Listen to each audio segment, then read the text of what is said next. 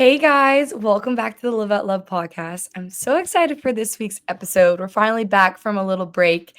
Today I have with me Sofie Davis, and me and Sophie randomly met. Well, I work for Clemson Athletics in their creative department. I kind of sometimes edit podcasts, stuff like that for them. And one time I was sitting on a football podcast. If you haven't listened to it, you should check it out. It's called Two Right Turns through Clemson Football. And Sophie is one of their interns, and I rarely saw her. And it's funny in the football world because there's not a lot of girls at work. And when there is girls, I feel like you kind of okay, we need to talk because you want to connect and Yeah. feel comfortable. And so I'd always would see her, but I would never talk to her because you have to be so quiet in the podcast room. Mhm. And then I DM'd her and I saw her on the field one day and I was like, "Hey, can we be friends? Can you come on my podcast? You seem so cool." So here we are now. That was a little of my story of how I met you, but I'd love to just hear about a little bit about you, where you're from, stuff like that if you wanna. Awesome. Yeah. So I am from Lovettsville, Virginia. It's a super, super small town in Northern Virginia, like an hour away from DC. I am I'm in my post grad time right now. So I just graduated from, yeah. So I just graduated from the University of Kentucky. And I spent 4 years there as a swimmer. And yeah, I graduated in May, and now I'm an intern here with Clemson Football in their communications, media relations, and then their creative media, which I met you during the Yeah. podcast. There's another one today, so Okay. maybe we'll be there. Maybe we'll see each I other. don't think I'm gonna be there, but that's Yeah. okay. Okay. Oh, that's awesome. And so with creative and stuff like that, what's your day-to-day life? Mhm. You have to go too creative and too calm, or how does it work? Right. So I think the majority of the time I honestly spend in communications. Okay. This is my office we were talking about. It's like a closet. It's great Yeah. though. And so I help there with press conferences and taking notes and game notes, writing articles sometimes for players That's awesome. in their bios for staff members on the website. And then on the creative side, I'll sometimes create graphics Mm. and I'll take photos at practice sometimes. And then during game days, sometimes I'll run SD cards or take mobile footage on my phone, which is great. And yeah, so kind of going back and forth between the two and just learning a lot. And then sometimes I help out with player development and creating videos that are sent to the parents, which are really fun. But Yeah, that's definitely been a really, really good learning experience. So that's awesome. yeah. And then you're kinda telling me, how you got the job. Do you wanna, I don't know if you wanna feel comfortable talking about it, but, how did you, come from here from being at Kentucky? Yeah, so my dad played at Clemson. He played football and baseball from it's 80 to 83, I Okay, think. yeah. And so he has just stayed in contact with, I feel every coach that has come to Clemson since he was here. And so I was a fan of Clemson my entire life. Honestly, I wanted to go to Clemson so bad, but Really? they dropped their swim team. Yes. I was 9 or 10. And for some reason, I didn't think to try another sport. I was dead set on swimming from that young Mhm. age. And so that's how I ended up going to Kentucky instead of Clemson. And I think that was good because I was able to kind of form my own path rather than just kind of following in the footsteps of my dad. But now I'm back here, so I got to get a little bit of both, which I'm super happy about. And the Lord has a plan for everything. And so, Yeah. I mean, I remember growing up and wanting to go here so bad or work here so bad. And it's funny how things work out. But yeah, so my dad just kind of stayed in contact with Coach Sweeney since he's come on staff back in 2003. Mhm. Poor Coach Sweeney. I feel like my dad just shows up randomly and stuff. But um, so it was my senior year of college in the spring, and I graduated with a degree in broadcast journalism, and I've Okay. always wanted to do something in sports media or be a sideline reporter. That has always been my goal.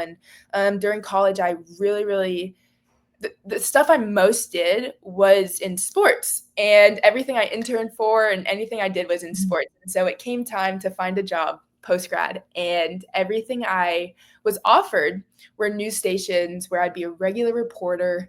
Um, doing like hard news, no sports, which is like, I understand a lot of people start there, but I kind of was freaking out a little bit because I was like, I do not want to cover murders and Yes. robberies. Like, I'm not ready for that right now. Like, I need some joy in my life. And so I think my dad reached out to Coach Sweeney and kind of just like told him that I was graduating or something. And one day I got a call. It was like I was literally taking a nap, actually. I was a napper. And, I got a call and it was like, Dabo Sweeney's calling you. And I was like, what? And then I woke up and I was like straight out of the nap. And I was like, hello? Groggy voice, like. Yeah, it was like, no, it was crazy. I was like, it was like 4 p.m. on a Wednesday, I remember. And I like answered the call and Coach Sweeney was like, hey, like, what's going on? How can I help you? And I was like, and so, yeah, from there, I actually had an interview the next day for a job, which I got. But ultimately, the Lord just kind of veered me to this, even though like I had other offers and I'm just an intern now, but I know this is exactly where he wants me to be. Right. And I've just had the most fun this year. Yeah. It's been amazing. And I'm so glad I've been able to meet you and so many other people in this facility. So. Yeah, that's awesome. And I just love too how you were saying just like the Lord's plan, like how you've always wanted to work here, you've always wanted to go here, and like he like made his timing so perfect for like when that timing was right for you.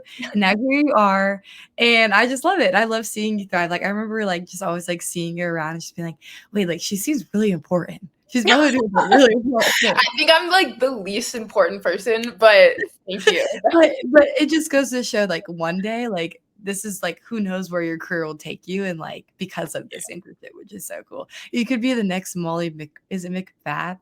McGrath. Yes, so cool. No, yeah, so she was just cool. at the facility on Sunday. I follow her on Instagram. I was like, oh my gosh, I love her. But yeah, you could be the next her. I wish. You should like talk to her. Yeah. And, like, be like, hey, no, I have.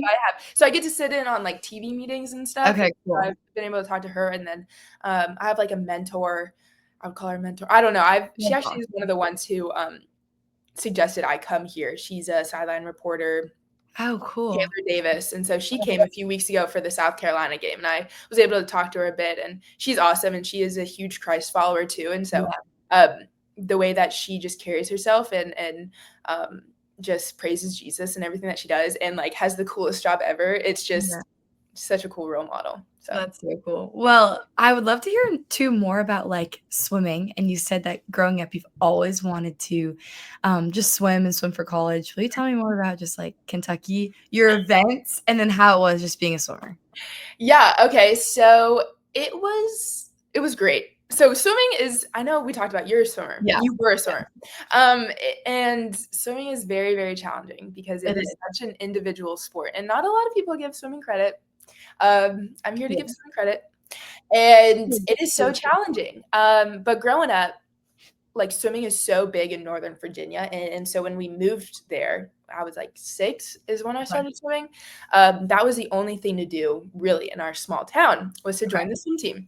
And so that's what I did. And my dad was a football player. My mom was a cheerleader in college. So they were like, what is swimming? Do you have any siblings? I have an older sister. So she swam. They put her in swimming too. But she didn't swim for very long. Yeah. And so I started that when I was 6 and started like year-round swimming. So not just the summer when I was 7, and it just kind of clicked. And everything that I did after that, like I played softball, but everything always came second to swimming. So yeah, that's kind of what carried me through, I think, a good amount of time in my life. Like everything was so set in stone, which I was reflecting on recently. Like everything in my life was so planned out my entire life because of swimming, I feel like, and everything was so routine. Like, like we had practices sometimes like in the summers I had practice at 4:15 in the morning, every morning, and like sometimes at night too. And then like going into when I was in middle school, knowing where I wanted to go to high school because they had a good swim team. And so like working in middle school to get to that high school. And then after high school, being like, okay, I'm going to swim in college. Where do I want to swim in college? And talking to colleges. And so once I figured that out, then it was all planned. And I think swimming really, really, it was great because it set me up for up until college. And then I got to after college and I'm like, whoa, what do I do now? Like it was my life that I didn't have a really like great plan for myself, and everything wasn't laid. The next 4 years were not laid out for me Right. anymore. And so that's when I really had to depend on the Lord. And I really, like I talked about, like when Coach Sweeney talked to me, I was struggling because I was like, what am I gonna do? Like, I don't Yeah. have swimming to carry me through. And the good thing is, my identity was never found in swimming. It was Okay. found in Jesus and being a Christ follower. So I didn't have that identity crisis when swimming stopped, That's good, which yeah. a lot of athletes do have, which is really sad that their sport is their everything. And so when that stops, they're just kind of lost. And I didn't have that, thankfully. But what I just like, I love plans and I love Me routine. And too. so Yeah. when I had to figure out, okay, what's next for the first time in my life, that was pretty hard. But yeah, just I had to depend on the Lord so much during that time and just pray to him. I prayed for him every day for so long about just helping me just go where he wanted me to go and like guide Mhm. me and show me what path he wanted me to take, whether that was taking the job in like Huntsville or taking the job in North Carolina or another place in Kentucky or coming to Clemson. I just wanted to know for sure I was going where he wanted me to be. And yeah, so So wow. I don't know if that answered your question, but No, well, you did. I just love that you said that you didn't place, like, your identity in your sport, and I think that's yeah. so hard, and I think now, like, coming to Clemson, do you try to, like, encourage, like, the athletes you work with to not put their identity in that? Like, is that a hard thing now being back around athletes Yeah, or I feel like I mean, I hope that I can spread that light to those Yeah. boys. But It's kinda different sometimes, but it's definitely different, and I acknowledge that it's different too, and yeah, that football is so different than swimming because football, you can, like, make a living out of it, that's true. and And yeah. right, and, like, again, like, I stress so hard that, like and I do this with my boyfriend too because he can make a living out of baseball potentially, Yeah, yep.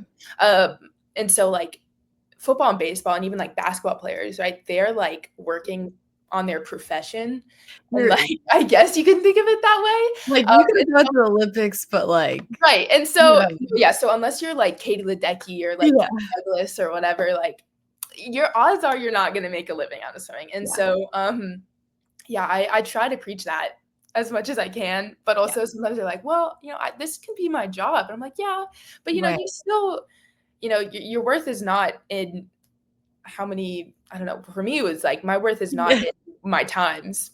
It's right. not, and I mean, that's something I obviously had to learn because I used to think that in high school. Yeah, I think it's really something I learned in college when things started to not really go my way, which was good. right. But as much as I can encourage it to anyone who I'm around, like, I try to, even if they don't in the moment, sometimes it's hard to hear, but And it's hard too because, like, swimming was such an individual sport where mhm. all the sports now that you're, like, working with and seeing, it's, like, Yeah. such a team thing where it's, like, different where I feel like a lot of swimmers, like, they do put their identity in that because it's such a individual, but then a team, but it's really just about, like, your times and what your coach is saying, Yeah. and so that was probably the hardest part, but Yeah, it's definitely hard. I know in college, you can sometimes like hit a plateau or you can peak, especially in something so um, just like so physical, like just based Mhm. on your body, basically. Like for me, some of my times, I would look back on what I was going in high school and be like, why am I not matching this time? Right. Or like, why am I so far from this? Or why am I just now beating that time?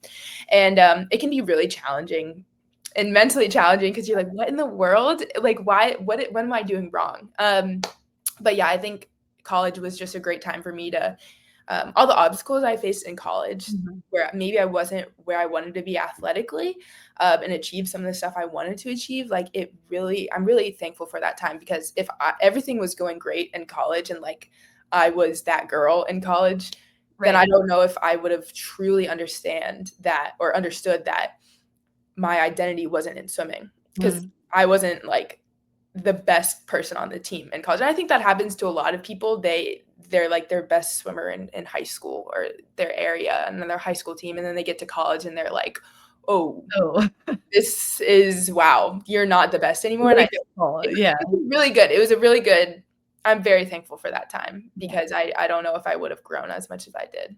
Wow, I love to hear that. And then I kind of talked to you by ourselves, not on recording, but you told me a little bit about how you helped kind of at the FCA or spoke at the huddle. Yeah, Is that right?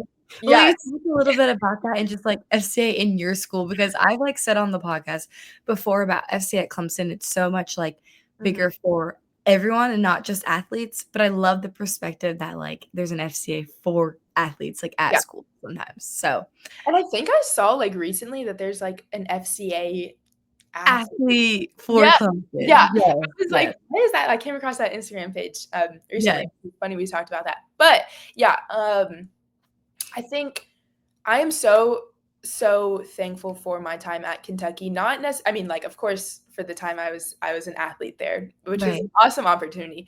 But honestly, the thing I'm most thankful for and that blessed me the most is the FCA at Yeah. Kentucky. We didn't have that at my high school at all. It was completely different in high school, and I got to Kentucky, and I remember one of the first like orientation meetings for all athletes. They had one of the FCA like adult leaders come on. It was on Zoom because it was during COVID, Okay. and he prayed over everyone, and I was Um, like, whoa, that's awesome. Because I mean, I've been a Christ follower my whole life, but in high school, that was like not a thing that right, you had a leader come on and pray over everyone. right. I was like, wow, this is awesome. And I got involved as soon as I could. And in freshman year, it looked a little different because COVID was happening. So we had like Zoom Bible studies. Okay. Um, and then after freshman year, I was asked to become a leader in FCA. And so it was like two representatives from each sport would meet with everyone on like every other Sunday. And you'd go to an adult leader's house and you would kind of be discipled by Oh, three different leaders. And you'd go through a book and you would learn how to disciple others.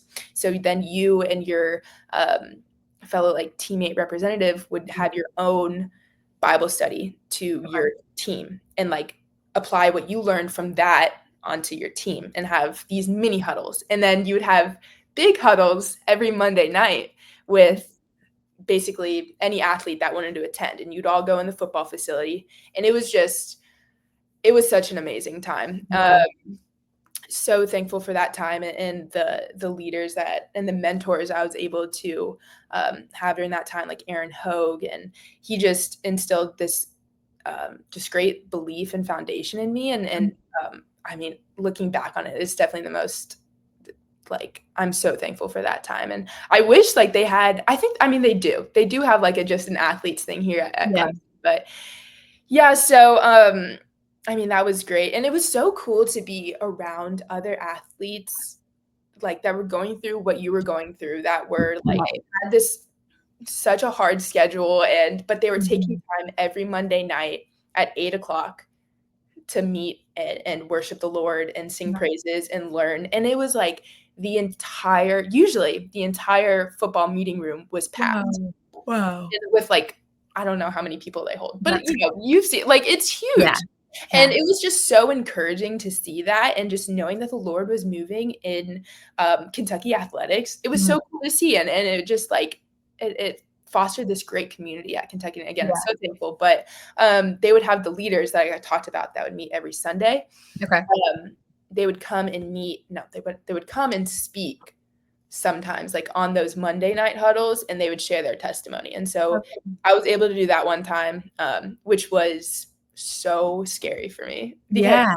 I feel like I mean, I have this fear of public speaking almost, which is weird because I feel like that's That's what I funny. wanna do, Yeah. um, and it's like I feel like I'm called to do that, and I think Yeah. it's funny, like, the Lord equips the called, he doesn't call the equipped, and Mm. so I like to think of that, like, when I'm scared and I have to speak about my faith or, like, Yeah. uh, my journey, I'm like, "Well, I know Moses had stage fright, like, but he was still called," and so I kind of, call on that a little bit, but yeah, it was an amazing opportunity and so thankful that I got to share a little bit of my testimony and what I've been learning at that time, but yeah, that was a super cool Yeah. opportunity.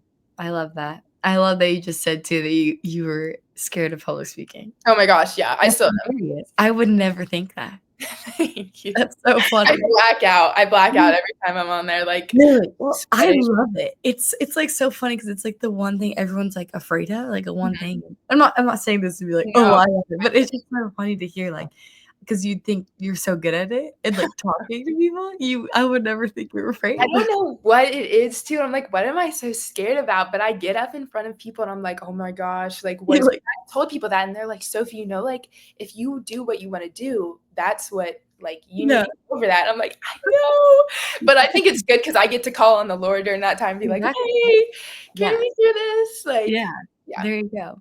Well, I know you kind of mentioned that you just grew up following Christ your whole life, but, if you feel comfortable, I'd love to just hear your testimony, and you said that Yeah. kinda ties in with everything. We kinda Yeah. talked about your past a little more, but yeah, just go Yeah, for yeah, that. for sure. So, yeah, I grew up homeschooled, which Okay. is, interesting. Hold on, I'm pulling up my notes so I don't miss No, anything. you're good. I was homeschooled for 1 year, 3rd grade. Oh? My mom couldn't do it, so she sent me back to school. Yeah, Mm. it's definitely, like, props to moms, like, that I can't even my mom homeschooled me and my sister, and Wow. wow. Good for her. I That's mean awesome. that's crazy. I don't know if I could do that. So I think what I wanna speak about in my testimony is harping back on, like, Aaron I mentioned Aaron Hogue, and so Okay, he was yes. the main leader at FCA.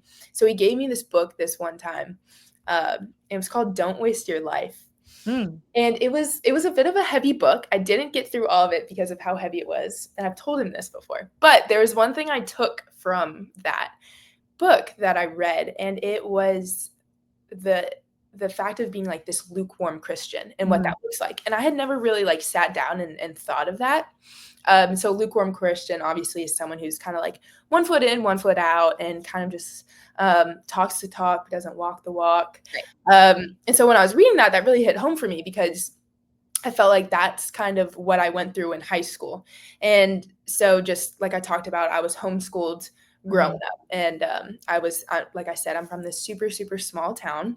We don't have a stoplight. There's 1,000 people, like super small. I was homeschooled. I was swimming. Okay. So your head's underwater, any social interaction you can get. Literally. Um, and so I was constantly surrounded. Everyone in Lovettsville, where I'm from, Okay. is very like-minded, I would say. Like we all everyone I would interact with growing up, it wasn't odd to be homeschooled. Like a lot of Mhm. people are homeschooled where I'm from, and a lot of people are Christians. Everyone is kind of thinks the same, and I was never really. I just thought everyone believed in Jesus growing up, which is great. Mhm. I love that I was like that and had that hope in the world, but sadly Yeah. that's not true. And so I grew up, and part of the reason why I was homeschooled is because my parents wanted me to have this um, Christian foundation in schooling that I Mhm. wouldn't have gotten if I went to regular school. Right. And I'm so thankful for that because it really, really set me on a good foundation with my relationship with Jesus and just the knowledge I had growing up. But so yeah, I would my routine growing up would be going downstairs, and part of my checklist was having Bible study with my mom every morning. Like that Uh-huh. was part of my school. Um, first thing in the morning, and then on like Mondays and Tuesdays, I would go and do this co-op uh, Yep. with other homeschoolers, and so you would meet and everyone there was a Christian. And so, you would go through the word a little bit, and then every subject you did had a little bit to do with the Nice. Bible and anything you did. So I was just kind of accustomed to that. And I thought Mhm. everyone growing up was a Christian, and my religion was always just kind of like served to me on a silver platter. I would Mhm. go downstairs, like I said, and like it would be like, okay, Bible study with mom, like this is welcome to school, which was great. But the challenging part is when I went to high school. And so my dad's one rule when we started homeschooling was like we would go to regular high school. Mhm. And so I ended up going to this all girls school Okay. that it wasn't like a Catholic all girls school, it was just an all Mhm. girls school. And it was the first time in my life that, again, my religion and my relationship with Jesus wasn't just handed to me. Right. I didn't really people kind of warned me before going there that I knew that they were like, "Okay, like, it's gonna be a lot different than what you are used to." And I still was that, like, naive girl. I was like, "Okay, everyone believes in God a little bit, like, Yeah, who wouldn't?" especially at an all-girls school. Right. Yeah.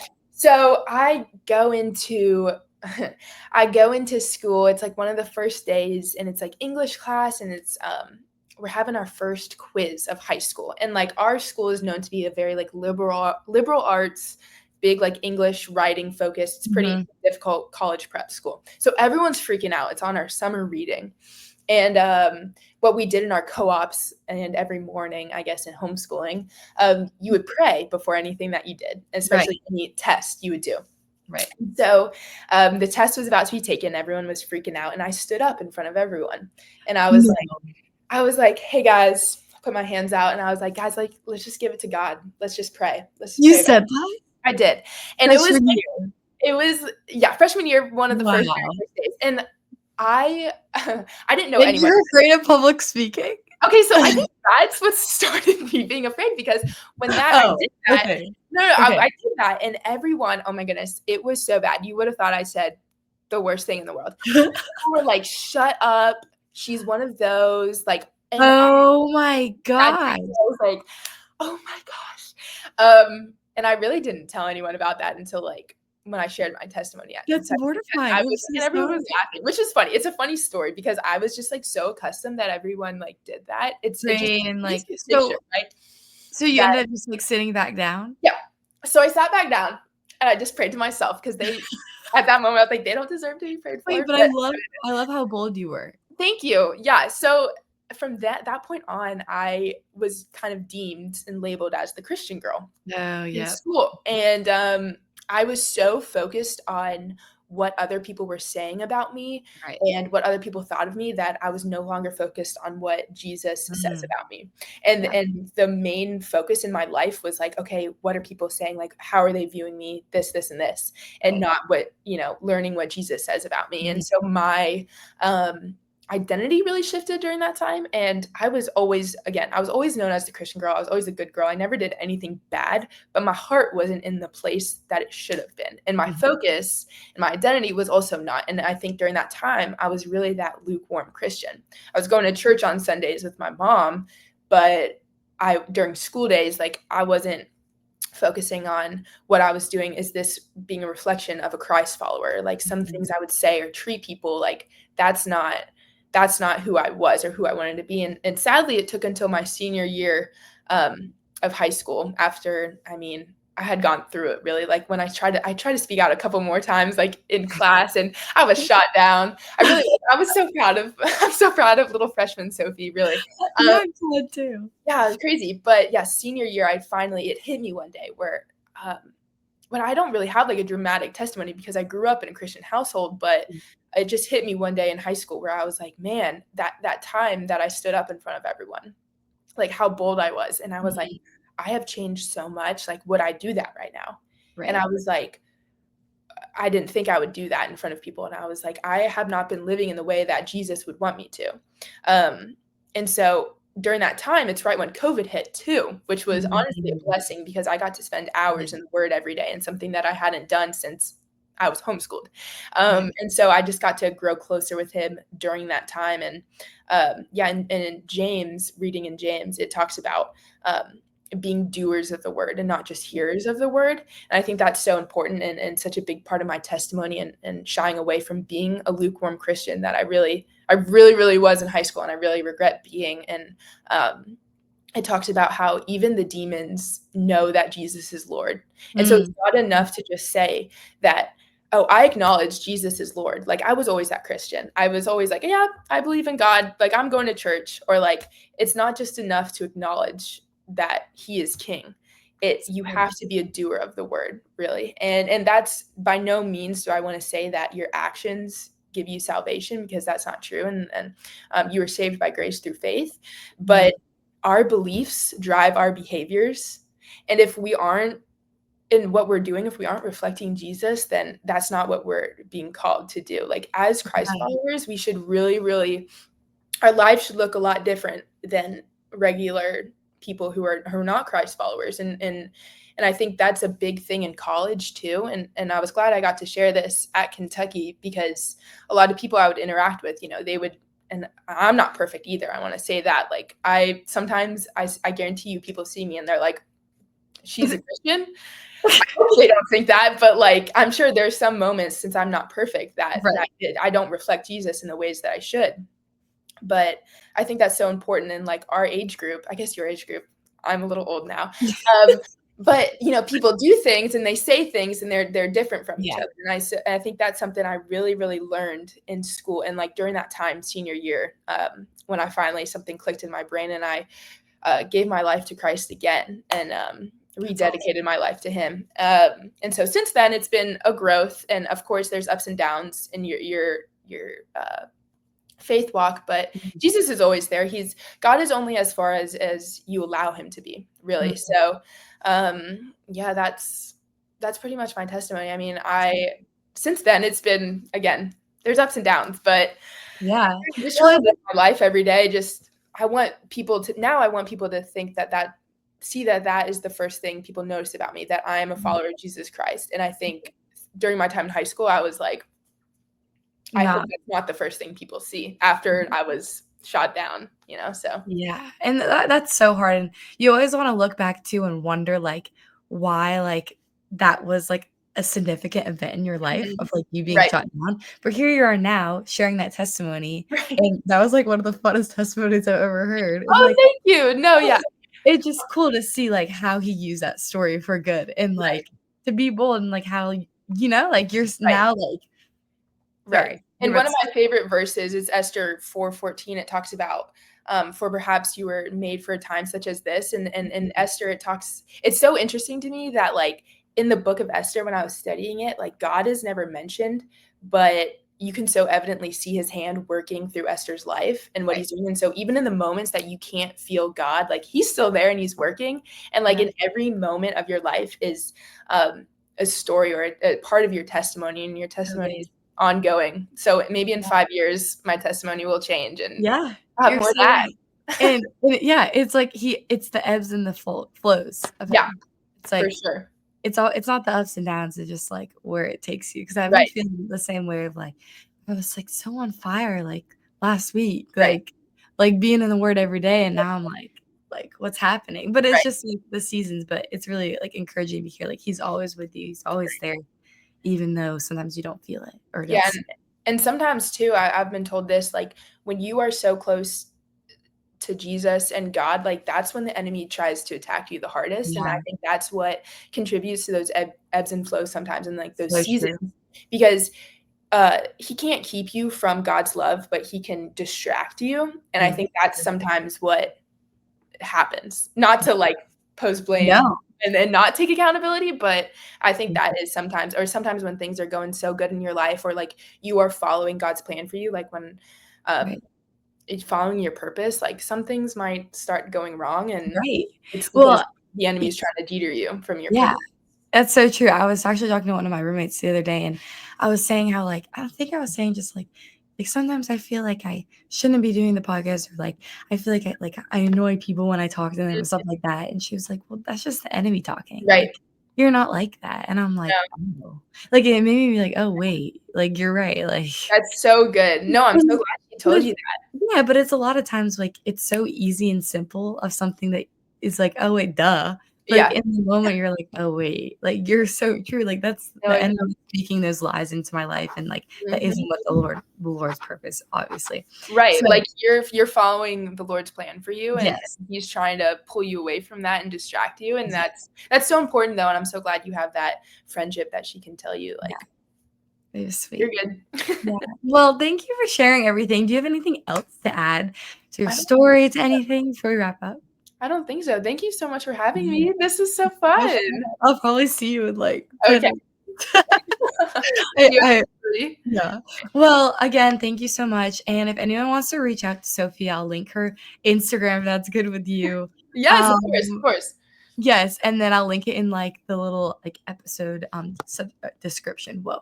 And then, yeah, I'll just, like, post about you on the Instagram too so people can get to know you and who Awesome. you are. But, well, thank you guys so much for listening, and we'll see you next week. Bye.